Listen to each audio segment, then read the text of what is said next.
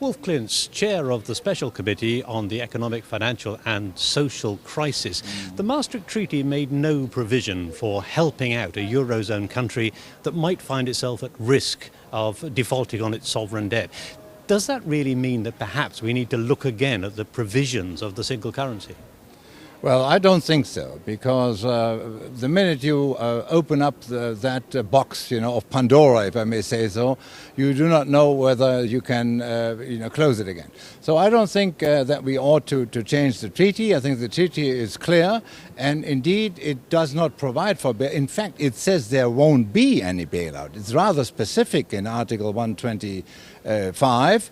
However, it does say if there are sort of unnormal circumstances, then it could be the case. But those unnormal circumstances certainly have nothing to do with sort of false statistics, etc. They're due to, say, a case like Haiti.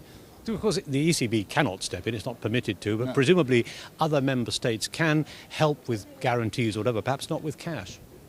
You are quite right. But we should not sort of dramatize the situation, because even though it's serious, of course, the fact is that Greece, when it offered its last tranche of government bonds, had 3 times the demand compared to what it offered.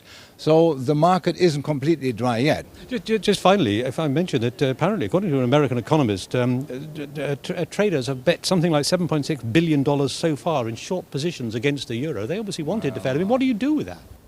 I think every speculator that is trying to bring down the euro will realize that this is not that easy. I think, as a matter of fact, it's impossible. The euro cannot be compared to the Italian lira or to the pound at the time that Soros speculated against the pound. I think that those speculators will learn the lesson. They will sort of lose out, I'm quite sure.